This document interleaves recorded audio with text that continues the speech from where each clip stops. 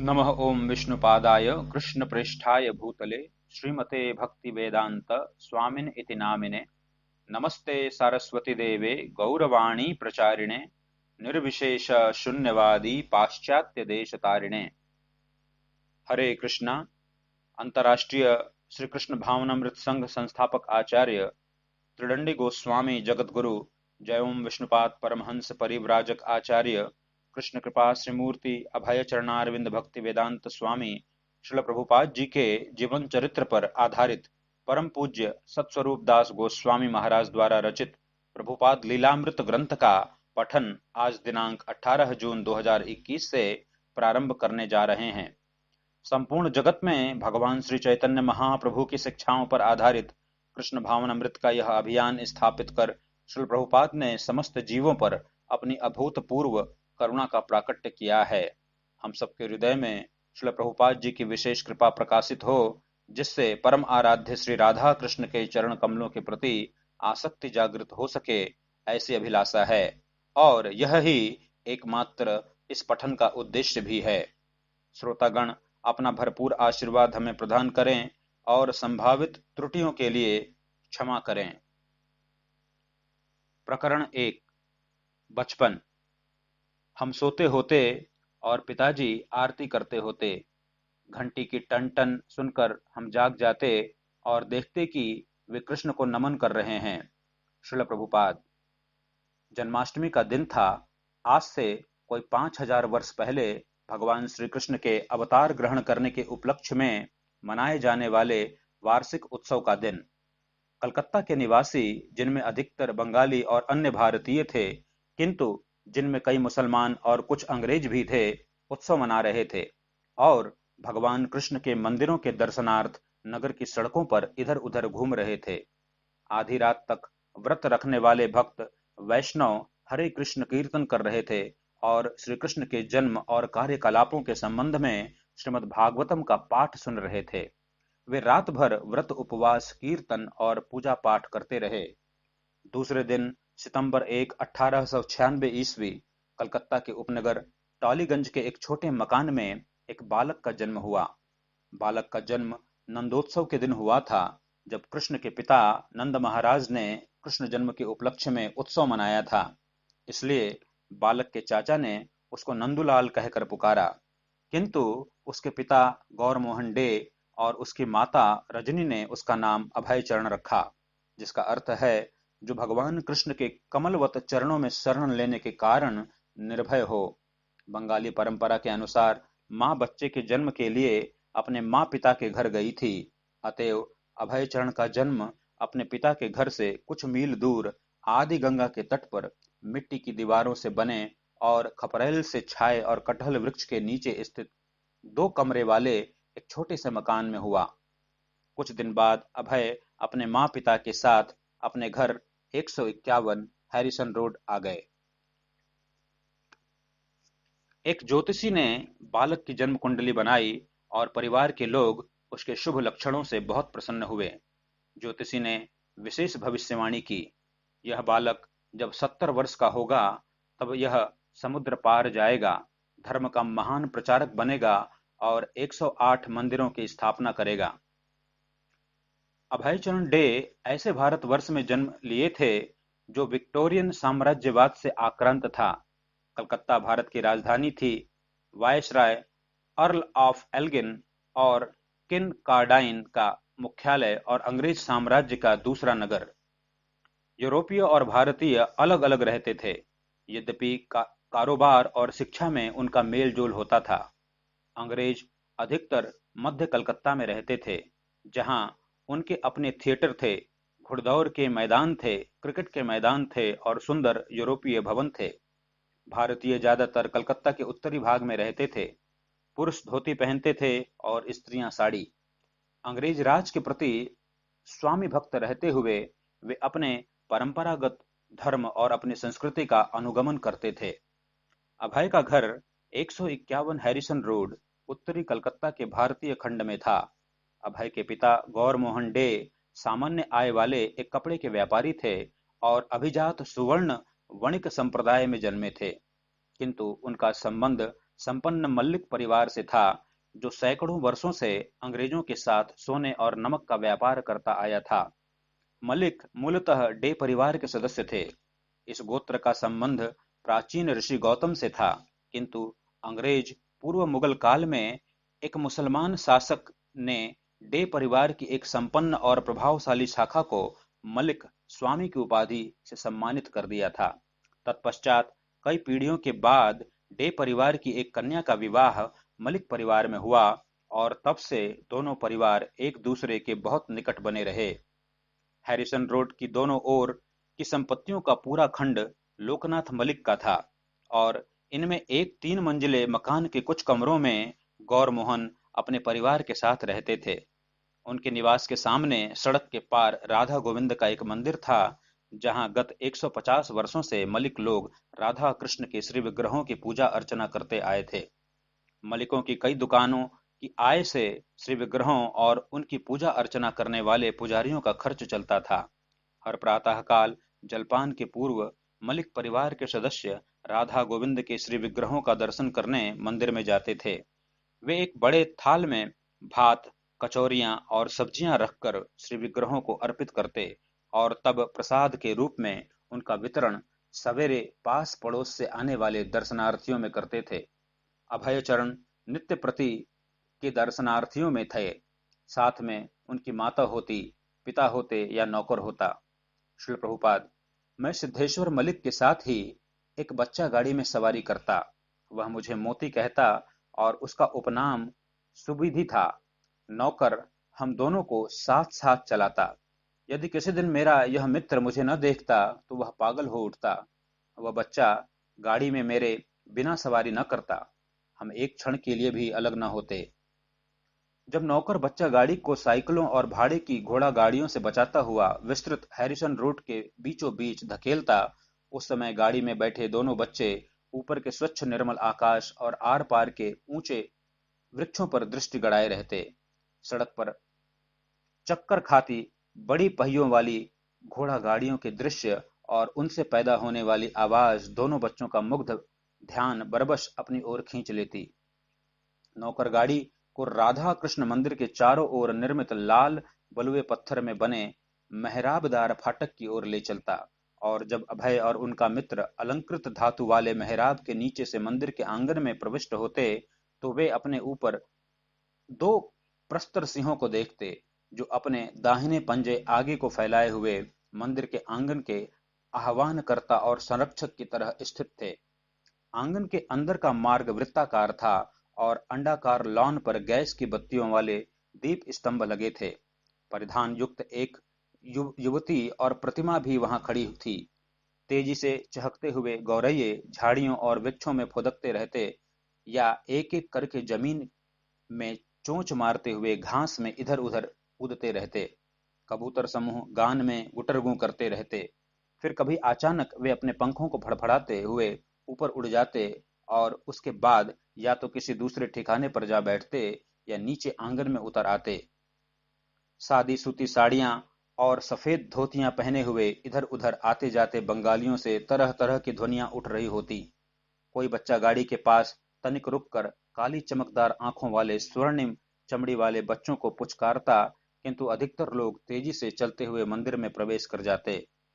अंदर के आंगन की ओर जाने वाले भारी दोहरे किवाड़ खुले थे, और नौकर ने बच्चा गाड़ी को 1 फुट नीचे की सीढ़ी पर धीरे से उतारा और गैलरी से आगे बढ़कर उसे दूसरी सीढ़ी पर उतारा, और फिर वह सूर्य के प्रकाश से चमचमाते मुख्य आंगन में प्रविष्ट हुआ। वहां उन्होंने 4 फुट स्तंभ पर आसीन गरुण की पत्थर की बनी एक प्रतिमा देखी। विष्णु के वाहक गरुण गरुण, जो आधा मनुष्य और आधा पक्षी हैं, एक घुटने पर झुके थे। उनके हाथ प्रार्थना में जुड़े थे। उनकी चोंच बाज पक्षी की तरह मजबूत थी, और पंख पीछे की ओर खींचे थे। बच्चा गाड़ी पत्थर से बने आंगन और बुहारते और धोते हुए 2 नौकरों से आगे बढ़ी। अब आंगन के पार मंदिर केवल कुछ कदम दूर रह गया था। स्वयं मंदिर क्षेत्र, जो दर्शक मंडप की तरह खुला था, ऊंचा चबूतरे जैसा था, जिसके ऊपर 15 फुट ऊंचे मजबूत खंभों पर टिकी पत्थर की छत थी। दर्शक मंडप की बाईं ओर के सिरे पर उपासकों की भीड़ आसान पर आसन पर विराजमान श्री विग्रहों का दर्शन करती हुई खड़ी थी। नौकर बच्चा को और निकट ले गया। उसने दोनों बच्चों को बाहर निकाला और हाथ पकड़कर आदर पूर्वक वह उन्हें अर्चा विग्रह के सम्मुख ले गया। श्रील प्रभुपाद, राधा गोविंद मंदिर के द्वार पर खड़े होकर राधा गोविंद की मूर्ति के सामने प्रार्थना करना मुझे स्मरण है। मैं घंटों मूर्ति को देखा करता। तिरछे नेत्रों वाली वह मूर्ति कितनी सुंदर थी। अभी अभी स्नान किए हुए तरोताजा और विभूषित राधा और गोविंद अब महकते हुए फूलों वाले कलशों के बीच चांदी के सिंहासन पर विराजमान थे। गोविंद लगभग 1.5 फुट लंबे थे और राधा रानी, जो उनकी बाईं ओर खड़ी थी, कुछ छोटी थी। दोनों स्वर्ण निर्मित थे। राधा और गोविंद दोनों एक सुंदर टेढ़ी नृत्य भंगिमा में थे। दाहिनी टांग घुटने पर मुड़ी हुई और दाहिना पग बाएं पग के आगे स्थित था। चमकदार रेशम की साड़ी में सजी राधा रानी लाल वर्ण की हथेली वाले दाहिने हाथ को आशीर्वचन की मुद्रा में ऊपर उठाई थी और रेशमी कुर्ते और धोती में सजे कृष्ण सुनहरी बांसुरी बजा रहे थे। गोविंद के चरण कमलों पर तुलसी की हरी पत्तियां पड़ी थीं और उन पर चंदन का लेप लगा था। दोनों श्रीवरों के गलों से रात्रि में खिलने वाली मालती फूलों के कितनी ही मालाएं लटक रही थीं, जो लगभग उनके चरण कमलों तक पहुंचती थीं। तूरी सरीखे पुष्प उनके दैवी शरीर को कोमलता से आच्छादित किए हुए थे। सोने, मोती और हीरे से बने उनके कंठमाल चमचमा रहे थे। राधा रानी के बाजूबंद सोने के थे और वे कृष्ण के साथ दोनों कंधों पर सुनहरे तारों से अलंकृत रेशम की चादरें ओढ़े थे। उनके हाथों और बालों में सुसज्जित पुष्प छोटे और कोमल थे और सिरों पर स्थित चांदी के मुकुट रत्नों से जड़े थे। राधा और कृष्ण मंद मंद मुस्करा रहे थे।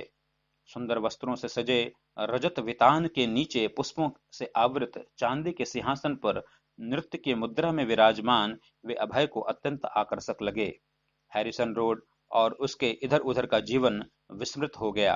आंगन में पक्षी कलरव करते रहे, दर्शनार्थी आते और जाते रहे, किंतु अभय मौन खड़े रहे। वे परम ईश्वर श्री कृष्ण और उनकी नित्य सहवासिनी राधा रानी के सुंदर रूपों के अवलोकन में भाव विभोर थे। तब भक्तों के मंत्रोच्चार और ढोलकों और करतालों के वादन के साथ कीर्तन आरंभ हुआ। अभय और उनके मित्र देखते रहे। पुजारियों ने अगरबत्तियां अर्पित की। उनकी धूम तरंगे हवा में उठती रहीं। तब एक प्रज्वलित दीप चढ़ाया गया। फिर एक शंख, एक रुमाल, कुछ पुष्प, एक चामर और एक मोर पंख। अंत में पुजारी ने ऊंचे स्वर में शंख बजाया और आरती का विधान समाप्त हुआ। जब अभय 1.5 वर्ष के थे, तब वे टाइफाइड से बीमार पड़ गए। परिवार के डॉक्टर बोस ने मुर्गी का सूप देने को कहा। नहीं, गौरमोहन ने विरोध किया, मैं इसे नहीं देने दूंगा। देना है, नहीं तो वह मर जाएगा। किंतु हम मांस भक्षी नहीं हैं, गौरमोहन ने तर्क किया। हमारे रसोई घर में मुर्गी नहीं पकाई जा सकती। चिंता न करें, डॉक्टर बोस ने कहा, मैं इसे अपने घर में तैयार करूंगा और एक जार मर्तबान में लाऊंगा। आप केवल गौरमोहन ने यह कहते हुए अस्वीकार कर लिया, यदि यह मेरे बेटे के जीवन के लिए आवश्यक हो। अस्तु, डॉक्टर मुर्गी का सूप ले आए और वह अभय को दिया गया। अभय को तुरंत उल्टी होने लगी। डॉक्टर ने स्वीकार किया, जाने दीजिए, यह ठीक नहीं। तब गौरमोहन ने मुर्गी का सूप बाहर फेंक दिया और अभय मांस खाए बिना ही टाइफाइड से धीरे धीरे ठीक होने लगे। अभय की नानी के घर की छत पर फूलों का एक छोटा सा उद्यान था। घास थी और कुछ पेड़ थे। अन्य नाती पोतों के साथ 2 वर्ष की आयु के अभय को इन पौधों को हाजरे से पानी देने में बड़ा आनंद आता। किंतु उनकी विशेष प्रवृत्ति इन पौधों के बीच अकेले बैठने की थी। वे एक बढ़िया झाड़ी खोज लेते और वहां अपने बैठने का स्थान बना लेते। एक दिन जब अभय 3 साल के थे, वे एक घातक अग्निकांड से बार बार बच गए। वे अपने घर के सामने दिया सलाई की तीलियों से खेल रहे थे कि उनके कपड़े में आग लग गई।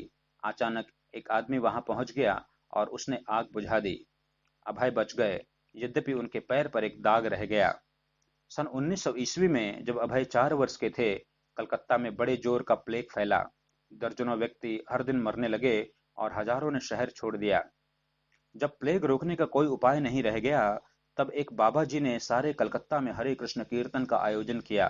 धर्म का विचार न कर हिंदू, मुसलमान, ईसाई, पारसी सभी उसमें सम्मिलित हुए और दल बनाकर वे गली गली और द्वार द्वार हरे कृष्ण कृष्ण कृष्ण हरे हरे, हरे राम राम राम हरे हरे गाते हुए घूमते रहे।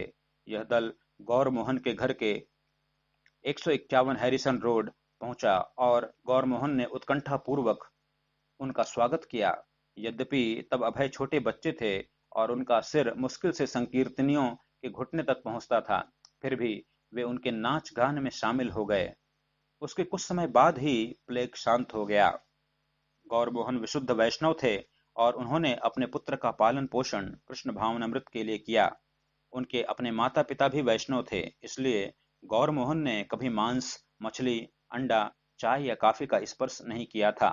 उनका रंग गोरा था और स्वभाव से वे गंभीर थे। रात में वे अपने कपड़े की दुकान बंद करते तो उसके बीच फर्श पर भात का एक कटोरा रख देते, ताकि चूहे उसे खाकर संतुष्ट हो जाएं और भूख के कारण वे कपड़े न कुतरें। फिर वे घर लौटते। घर पर वे चैतन्य चरितामृत और वैष्णव बंगालियों के प्रमुख धर्म ग्रंथ श्रीमद् भागवतम का पाठ करते, मंत्रोच्चार के साथ माला जपते और भगवान श्री कृष्ण के अर्च विग्रह की पूजा करते। वे कोमल स्वभाव और पुत्र वत्सल थे और अभय को कभी दंड नहीं देते थे। जब कभी विवश होकर अभय को उन्हें समझाना होता तो वे पहले क्षमा याचना करते थे। तुम मेरे पुत्र हो, इसलिए मेरा तुम्हें समझाना आवश्यक है, यह मेरा कर्तव्य है। चैतन्य महाप्रभु के पिताजी भी उन्हें ताड़ना देते थे, इसलिए बुरा न मानना। श्री प्रभुपाद, मेरे पिताजी की आमदनी 250 रुपए से अधिक नहीं थी, किंतु अभाव का कोई प्रश्न नहीं था। आम के मौसम में जब हम बच्चे थे, हम खेलते हुए घर में दौड़ते फिरते और इस दौड़ भाग में हम आम झपट लेते। दिन भर हम आम खाते रहते। हमें यह सोचने की जरूरत न होती क्या मैं एक आम ले सकता हूँ। पिताजी बार बार हमारे लिए सदैव भोजन की व्यवस्था करते। तब आम 1 रुपया दर्जन के हिसाब से बिकते थे। जीवन सादा था, किंतु सब चीजें पर्याप्त थी। हम मध्यम वर्ग के थे, किंतु हर दिन हमारे यहाँ 4-5 मेहमान आते रहते।